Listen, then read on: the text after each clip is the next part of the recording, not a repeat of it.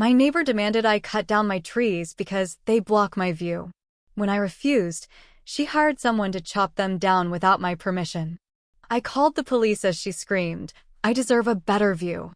I smiled and said, "See you in court." I live in a quiet neighborhood in Denver, Colorado. My home has a spacious backyard that, when I moved in, felt a bit too open to the neighbors. To create some privacy, I planted a row of evergreen trees along the fence line. Over the years, these trees grew tall and dense, forming a natural barrier between my property and the house behind mine. Everything was peaceful until Mrs. Evelyn Harper moved into the house directly behind mine. She was in her late 50s, always impeccably dressed, and carried herself with an air of entitlement. Our first interaction was anything but friendly. One afternoon, while I was weeding my garden, I heard a sharp voice from over the fence. "Excuse me, you there?" I looked up to see Mrs. Harper standing on her deck, arms crossed, looking down at me with a frown. "Yes," I replied, standing up and wiping my hands on my jeans. "I'm Evelyn Harper, your new neighbor," she said curtly. "We need to talk about these trees of yours." I walked closer to the fence, trying to keep the conversation civil. "Nice to meet you, Mrs. Harper. What about the trees?" "They're blocking my view of the mountains," she said, pointing beyond the trees. "I need you to cut them down." I was taken aback. "Mrs. Harper, these trees have been here for years. They provide privacy and shade for my yard." "Privacy," she scoffed. "At the expense of my view? I paid a lot for this house expecting a mountain view." "I'm sorry, but I'm not cutting down my trees," I said firmly. Her eyes narrowed. "We'll see about that," she snapped before turning and going back into her house. I hoped that was the end of it, but I was wrong. A few days later, I came home from work to find a disaster. Several of my trees had been cut down, their branches and trunks strewn across my yard. I stood there in shock, trying to process what had happened. Then I saw her.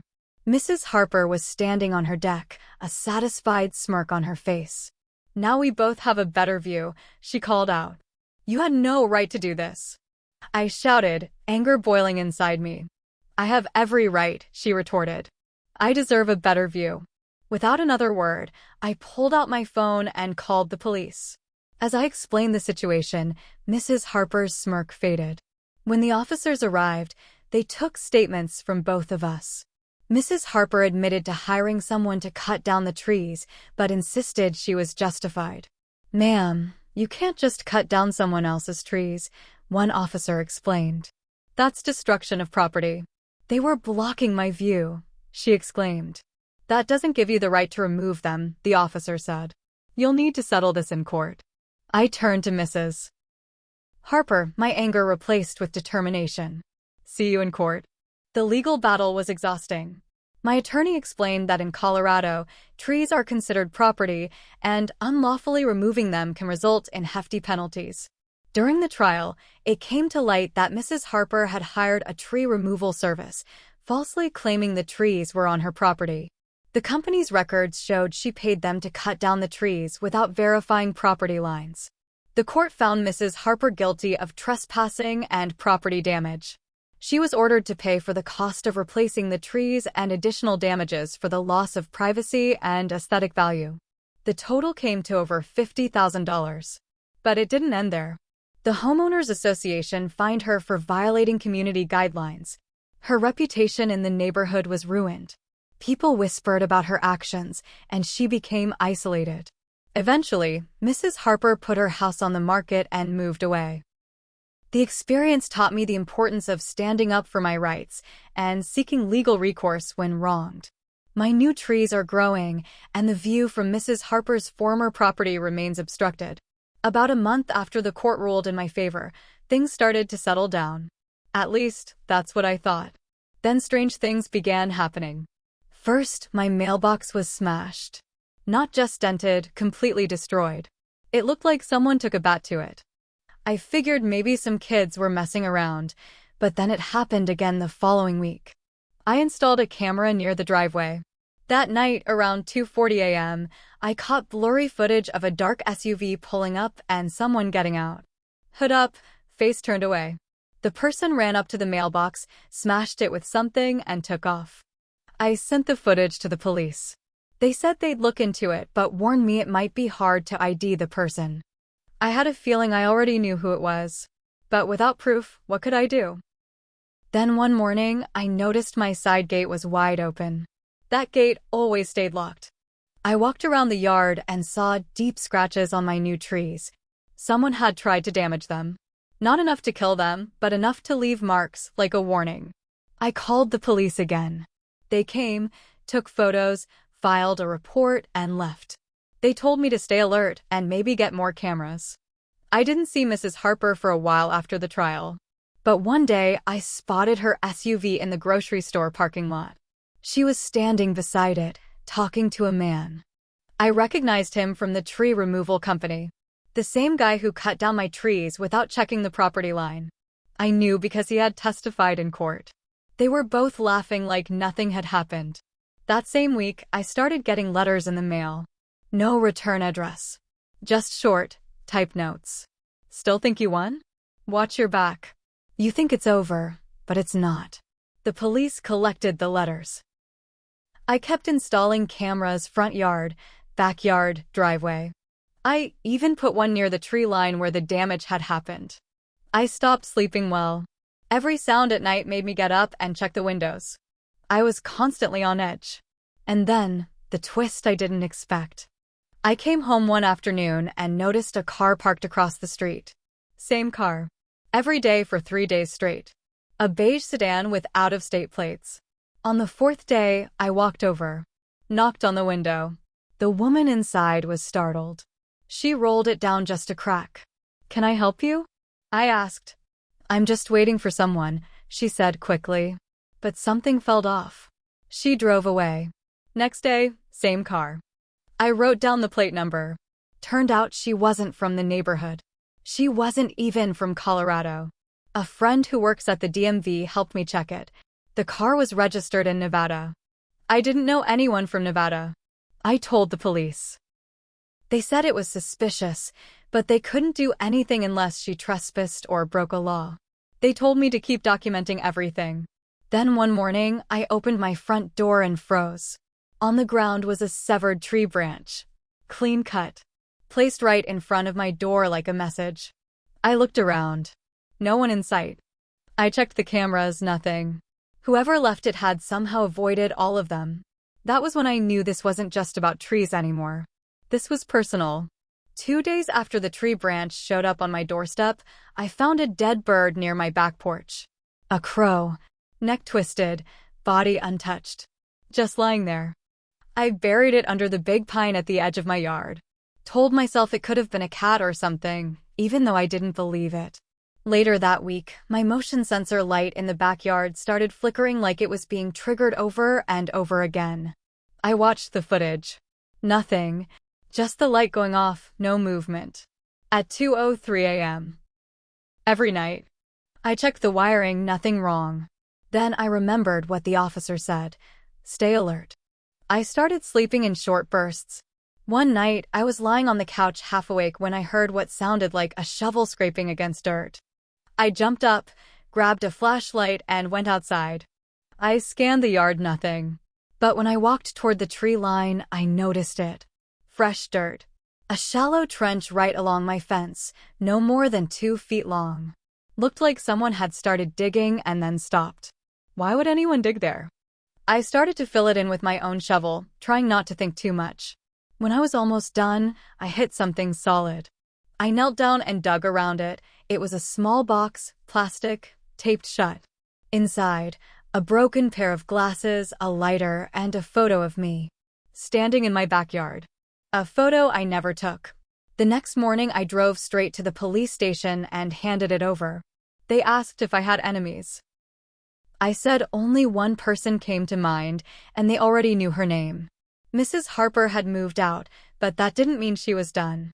That afternoon, I got a call from the tree removal guy who had testified in court. He sounded nervous. "Listen," he said, "I didn't know what she was planning. She said you gave her permission. That's why I did the job." "I get that," I told him, "but why are you calling now?" "She's been calling me again." wanting me to do more work. Not for her house, for another place. But I said no. Something about the way she talks. She's not right. Did she say where? Somewhere in Boulder. I don't have the address. I blocked her number. I thanked him, hung up, and sat in my kitchen thinking. That night, I heard a knock at the door around 11:30 p.m. I checked the peephole. No one. I opened the door, another tree branch, smaller this time, with a ribbon tied around it. Red ribbon. The next day, I started calling private investigators. One finally agreed to take the case. After a few days, he found out Mrs. Harper had rented a place in Boulder under a different last name, Walker. Her social media was locked down, but she had joined a local community gardening group using the new name. Same face, though. He also found something else. She'd filed 2 police reports in Boulder, both claiming she was being followed and harassed. She told them her old neighbor was stalking her. She was trying to flip the script. But it didn't stop there. A week later, I came home to find my trash scattered all over the front lawn. Looked like someone went through it piece by piece. I checked the cameras. Still nothing. Except this time, taped to the inside of my trash can lid, a photo of her. Evelyn Harper. Sitting on a park bench. Holding up a sign. The sign said, "I'm watching you." The picture was printed on glossy paper. Professional print quality. Not something you'd do at home. I started to question everything. My locks, my windows, even my phone. I reset passwords. Changed my number. Bought new locks. Installed extra security cameras with backup storage offsite. A few days later, I found my dog's collar sitting on the porch. I don't own a dog, but I did 2 years ago. He died of old age. The collar was the same one I used to hang near the back door on a hook. It had been missing for over a year. No one was supposed to know about it. That's when it clicked, someone had been inside my house. After I found my old dog's collar on the porch, I sat on the kitchen floor for a long time, trying to breathe. I had double-locked my doors every night. I had changed all the locks. I had cameras everywhere. But someone got inside. I checked every room, every drawer, every closet. Nothing was missing. Nothing moved. That scared me more than if something had been stolen. It meant whoever did it wasn't looking for stuff.